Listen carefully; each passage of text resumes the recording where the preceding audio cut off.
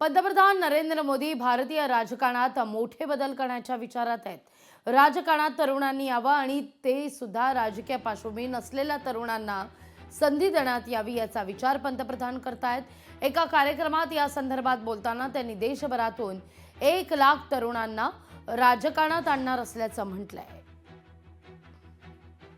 या सगळ्याविषयी अधिक माहिती घेतोय आपले प्रतिनिधी संदीप भुजबळ यांच्याकडून। संदीप, काय नेमकं वक्तव्य आहे? पंतप्रधान नरेंद्र मोदी यांचं एक मोठं सूचक विधान समोर आलेलं आहे। काल नवी दिल्लीतल्या एका कार्यक्रमामध्ये मोदी साहेबांनी असं म्हटलंय की देशातले 1 लाख तरुण जे नवीन राजकारणामध्ये आणणार आहोत आणि त्यांचं कुठलीही राजकीय पार्श्वभूमी नसेल असे तरुण आम्ही राजकारणात आणतोय। येत्या काळामध्ये टप्प्याटप्प्याने या तरुणांना राजकारणामध्ये समावेश केलं जाईल। विशेषतः हे भाजपमध्ये सहभागी होतील आणि देशाचं राजकारण चालवतील।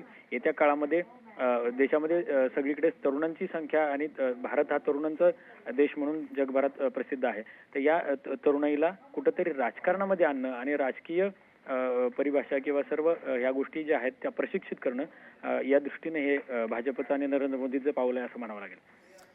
संदीप, धन्यवाद तुम्ही दिलेल्या माहिती करता। लोकशाही मराठी ऐका, पहा, जागरूक रहा।